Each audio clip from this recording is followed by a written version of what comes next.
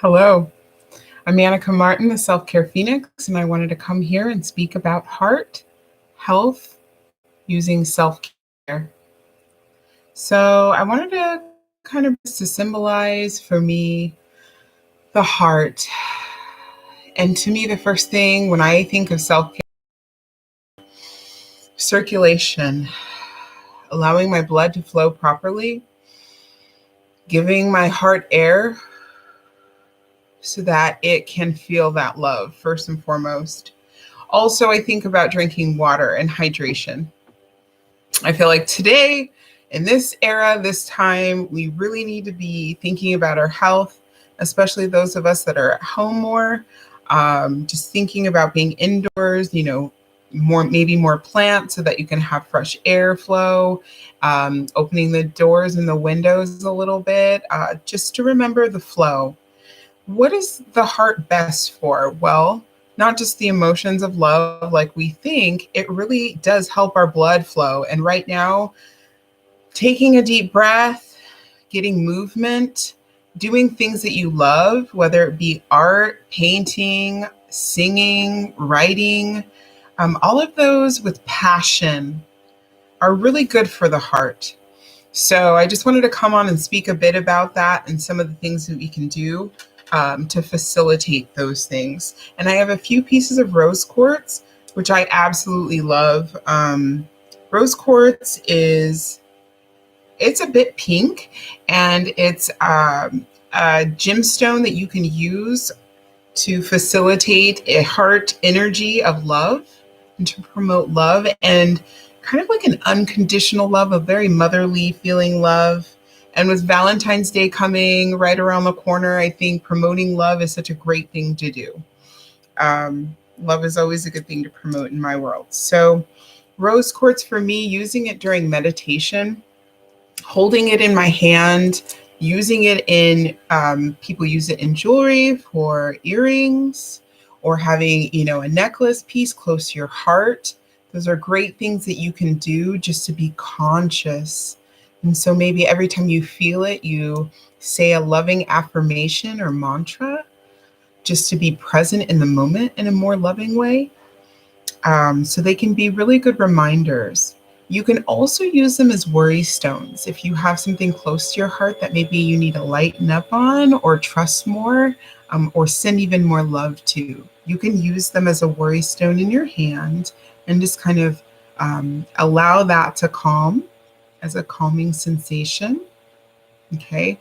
So some people use fidgets, which can be a little bit loud to some people, or maybe not as effective for some people. So think about, gemstones as being also a fidget tool to help with anxiety and to calm down. And again, depending on what stone you're using, you can focus on the energy that the stone enhances or brings. So, of course, with rose quartz, you can be thinking about love, a loving memory, moment. We're big on moments at Eneka Elements. So think of like your most favorite memory that makes you light up when you think about it. Like it could be your first love, your first crush, your the first time you looked at your baby. It can be anything. If you have little puppies or kittens at home, thinking about those things. Your mom, your dad, anything that lights you up. And you can also, put that intention in the stone and feel that, because you are in control of what you're feeling if you can get ahead of it. So if you can kind of get on that vibe of loving things that make you feel happy, it's good for the heart. It's good endorphin wise. And I just wanted to give a little bit of an example of how you can use rose quartz in your everyday life, rather than just having them maybe in a grid or having them around your house.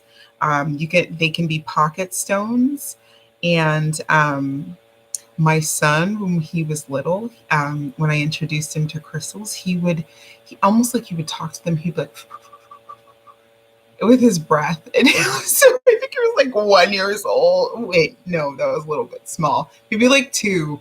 And it was just so interesting because I feel like, that's energetically communicating. And he had no idea, but yeah, he loves them as well. And um, I appreciate just getting to know my stones, gazing at them in the light, in the sunlight, and just taking a moment to really get familiar with them.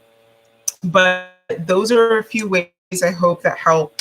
And again, with heart health, I do focus on magnesium as well. It's one mineral that he had some heart palpitations going on, and he didn't understand what was going on. And we basically tried to increase his magnesium, helped to quite a bit for that to calm down. So heart, magnesium, they're very good friends. And, a lot of people are very deficient in magnesium in the world. So it's one of the issues that is dear to my heart. And I use, magnesium sprays. I use magnesium creams, as well as soaking in it, because I know it can be hard to get it in to your body without having maybe an adverse effect. So magnesium, how it works is once the body has enough, it lets the rest go. It's very hard to OD on magnesium because it takes what it needs and it leaves the rest. How does it leave the rest? It goes through your digestive system, and sometimes it can make people have loose stool and stuff like that. So if you do too much of it, especially ingesting it, that can be an extreme side effect, but that's the really low side effect. So what I like to do is soak in it and use it on my skin.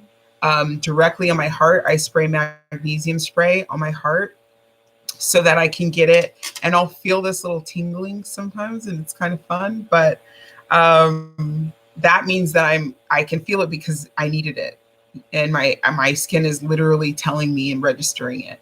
So those are just a few stories of why I believe that, again, you can take outside things and allow them to have you center on more heart-led, heart-centered thoughts and memories for better overall self-care. Okay. And then also using magnesium and minerals to help heart health.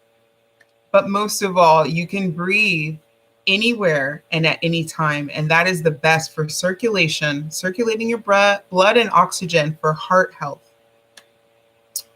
So I hope you learned a few things about how you can use, how to meditate with stones, how to, incorporate mantras and affirmations and associate them with your stones. So, for example, what do I mean by that? If I take this one stone and I say this stone, every time I pick it up, I'm going to think, I am love, and I am available to receive love. Then every time I put it in my pocket and I'm going around in the day, right, and I find it, I think I am love and I am available to receive love. And it just, for that moment, that's where I'm at. That's where I'm at. So, you can do all kinds of things like that. You can even set reminders on your phone that say affirmations and mantras to help you. If you notice there's a time in the day that's a bit harder for you, maybe your anxiety's up or you're really busy or just it feels really heavy, lighten it up.